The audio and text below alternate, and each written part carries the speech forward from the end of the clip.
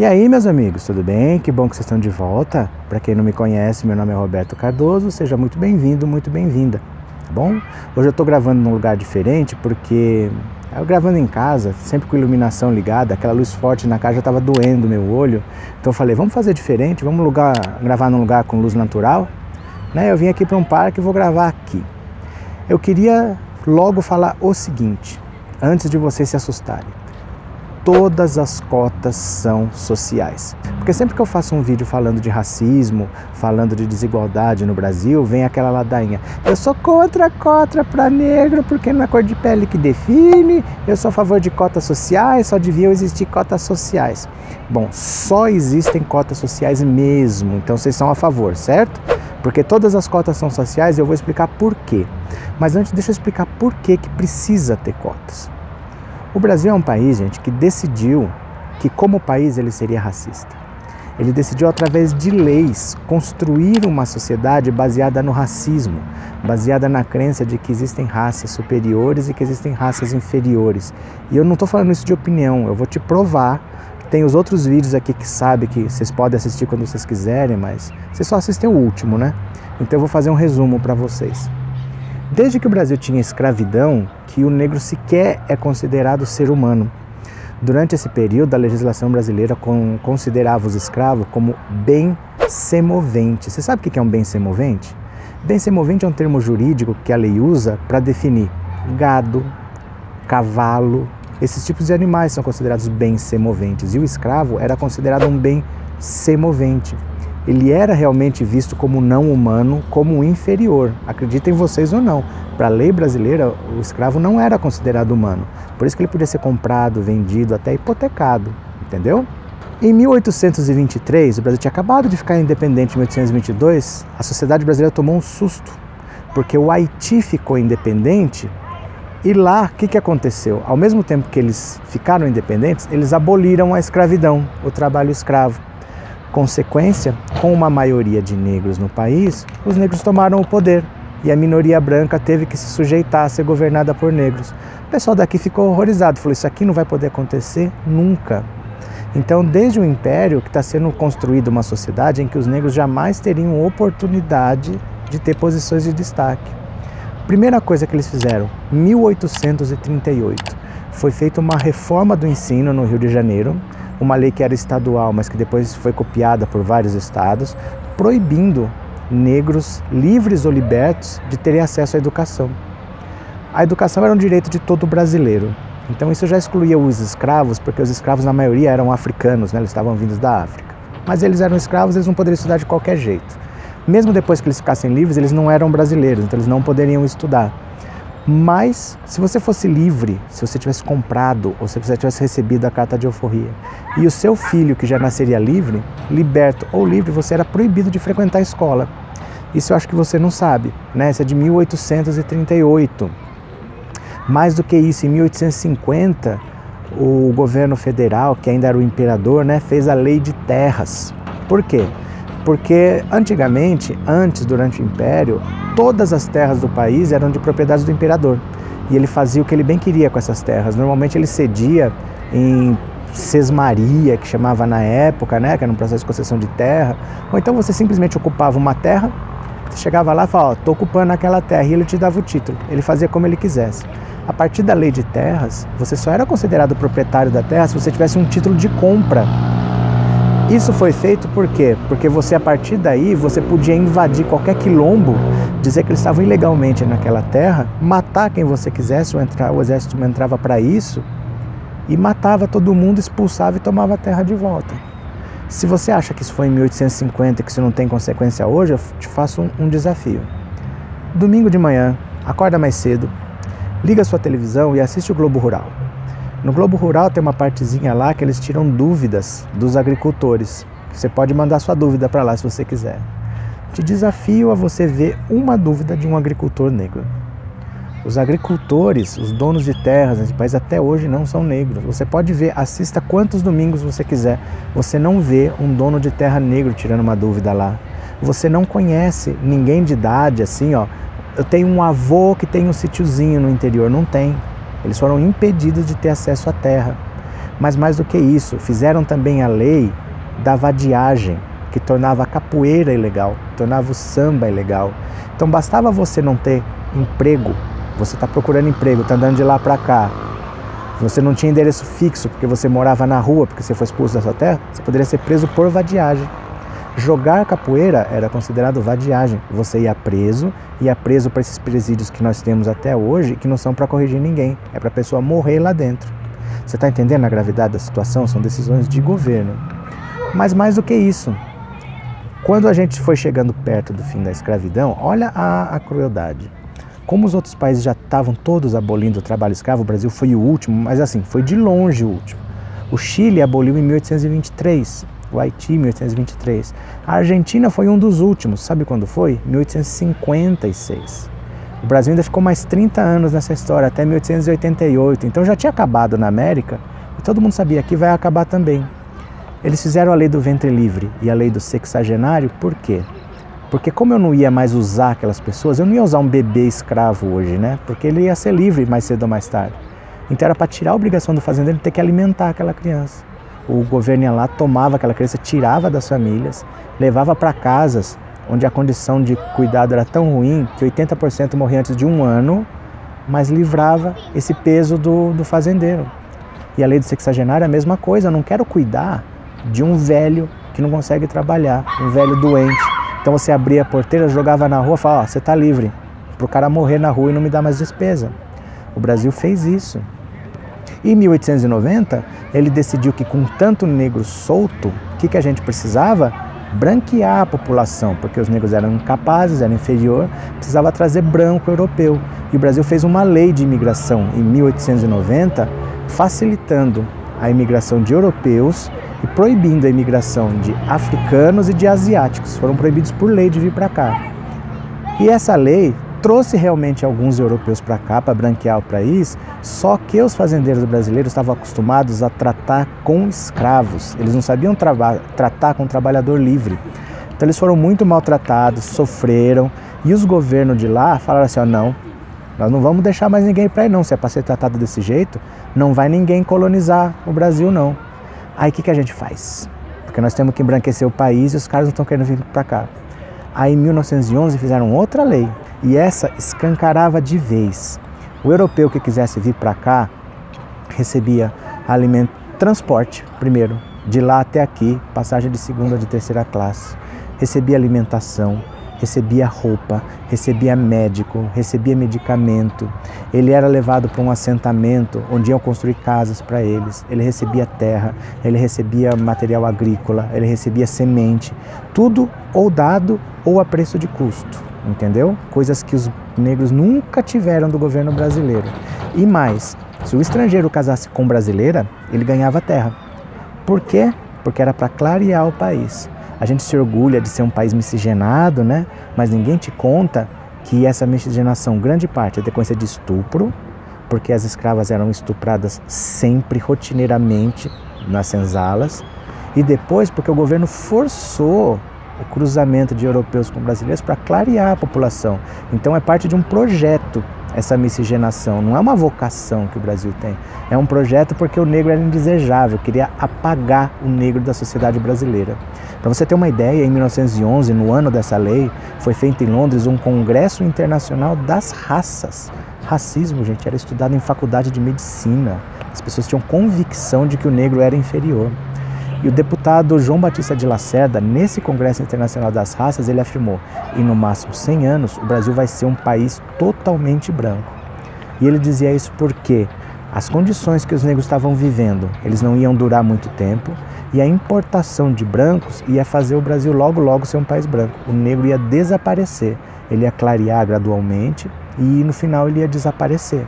Então olha o nível de perversidade de um representante do governo falando, essas pessoas vão morrer porque nós vamos abandonar, nós não vamos fazer nada por elas, elas não estão podendo estudar, elas não podem trabalhar porque emprego é para europeu, e elas não têm condição de saúde nem de nada, a gente bota elas na cadeia sem motivo nenhum, então no máximo em 100 anos essa gente desaparece e nós vamos ter uma população branca. Esse é o plano desse país, que parece que foi em 1911, mas essas leis de imigração que fomentavam a imigração europeia duraram até a década de 80 1985. Foi praticamente só nessa atual Constituição, que foi promulgada em 1988, que isso foi extinto. Mas essas leis que visavam clarear a população brasileira existiam até agora, até recentemente. Então tudo isso foi feito para prejudicar os negros, para não deixar eles ascenderem, e por outro lado para favorecer a população branca, porque nos assentamentos de colonos tinha escolas exclusivas só para os colonos. Tinha cota para branco no Brasil, você sabia? O seu antepassado não te conta, mas ele estudou numa escola que o governo construiu exclusivamente para ele. Eles receberam educação, você não vê eles falarem? Antigamente a educação era boa, para eles tinha educação boa. Para o pobre era que sobrava, mas nas colônias a educação realmente era muito boa. Nos assentamentos de italianos, de alemães, de espanhóis, o governo construiu escolas exclusivas, tinha cota para branco. Mais do que isso, em 1968, durante a ditadura militar, o general Costa e Silva fez o que ficou conhecido como Lei do Boi. Ele separava a cota nas universidades para quem tivesse terra, para filho de fazendeiro.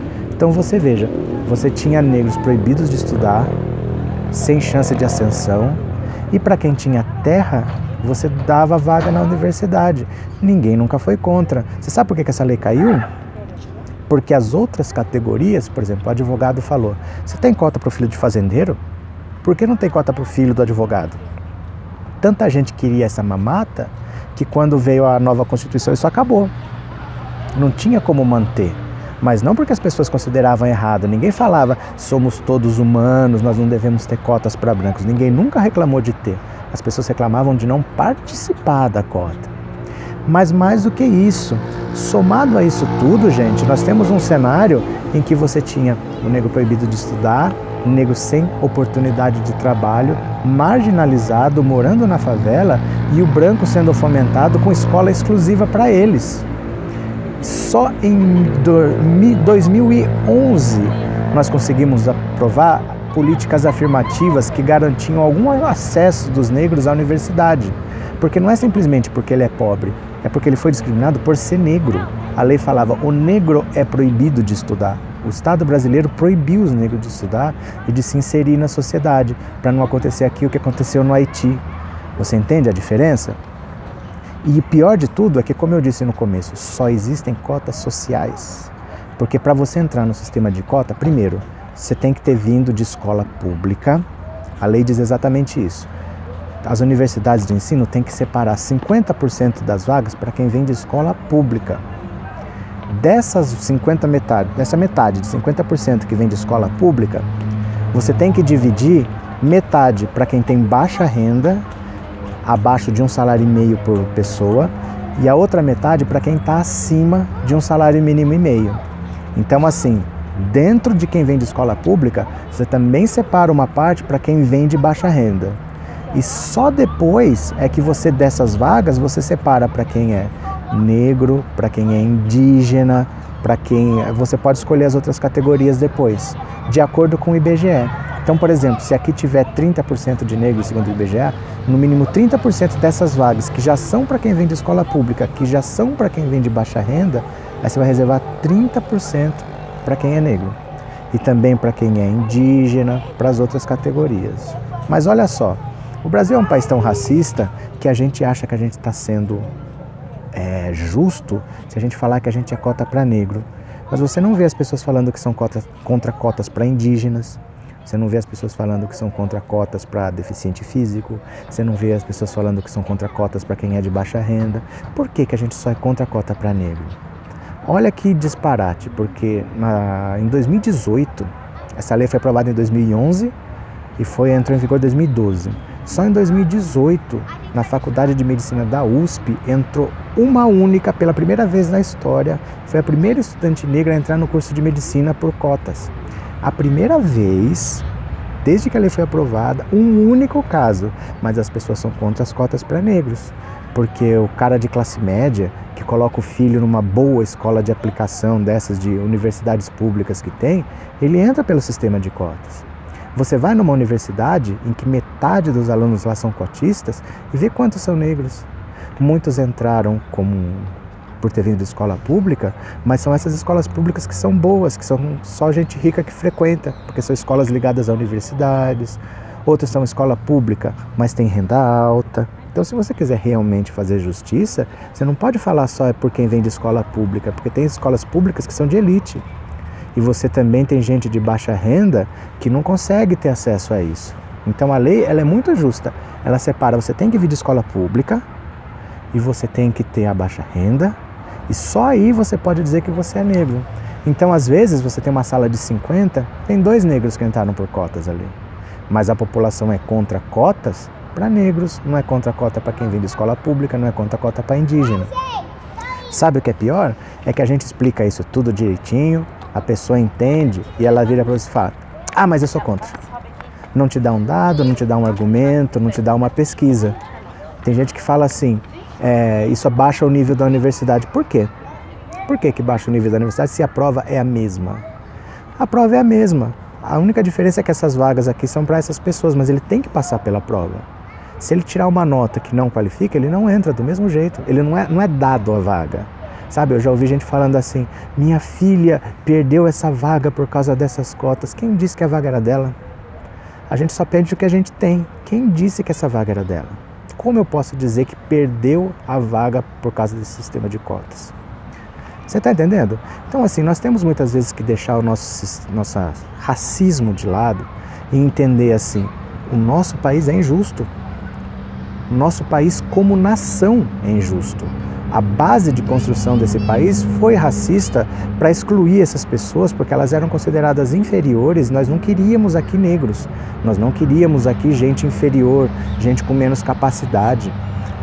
Olha, gente, a Igreja Católica, se você é católico, me desculpa, mas a Igreja Católica é de uma cara de pau tão grande que durante todo o período de escravidão ela nunca se posicionou contra. Ela nunca veio com esse papo de que somos todos humanos, sabe? E sabe quando que a Igreja Católica foi ser contra a escravidão? Ela mesmo tinha escravos, tá? A própria Igreja Católica tinha escravos dentro do Brasil. Ela foi ser contra a escravidão em junho de 1888, quando ela divulgou uma bula papal que dizia ser contra o trabalho escravo. O Brasil aboliu a escravidão em maio de 1888 e ela publicou uma bula sendo contra a escravidão em junho de 1888, quer dizer, um mês depois de acabar a escravidão, sendo que o Brasil foi o último das Américas, quer dizer, a Igreja Católica foi contra a escravidão quando não existia mais escravidão na América. Aí é fácil, né? Aí é fácil ser contra a escravidão. Ela já não tinha mais escravos, já tinha acabado a escravidão, aí ela falou que ela era contra. Então, assim, eu só queria deixar esse recado para vocês, que quando vocês vierem discutir, não venham com esse argumento simples de quem nunca leu a lei para falar eu sou contra cotas para negros, eu sou a favor de cotas sociais, porque todas as cotas são sociais.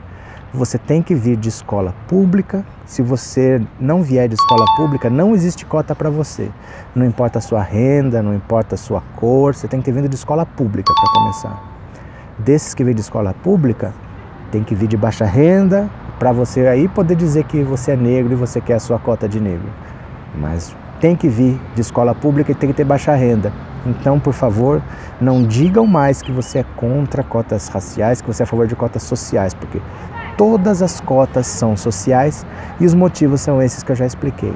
Se você quiser ter uma explicação mais detalhada, eu tenho vários vídeos aqui sobre esses temas, tem todos aqui na descrição, você dá uma olhada, mas assim, eu já vi que vocês não leem, vocês não se informam e vocês também não gostam de ver os outros vídeos, você só assiste esse e sai comentando o que vocês bem entenderem. Ah, eu sou contra por causa disso, por causa daquilo, e nunca se informaram. Então, pelo menos agora você tem um pouco de informação, você pode ter sua opinião, claro que você pode, mas opinião é considerada opinião quando ela é baseada em fatos, quando ela é baseada em algum tipo de informação. Quando você não tem informação, quando você não tem fatos, isso não é uma opinião, isso é um palpite, tá bom? Isso deixa de ser relevante para o debate se você não tem informação, se você não tem base. Ah, mas é a minha opinião. Não me importa se é a sua opinião se você não tem dados, se você não tem informação. Só vai me importar a sua opinião se você tiver dados, se você se informou. Fundamente o que você acha. Senão você não tem opinião, você tem apenas um palpite. Valeu? Um grande abraço para vocês. Se inscreve no canal para dar uma força. Um beijão para todos e eu já fui!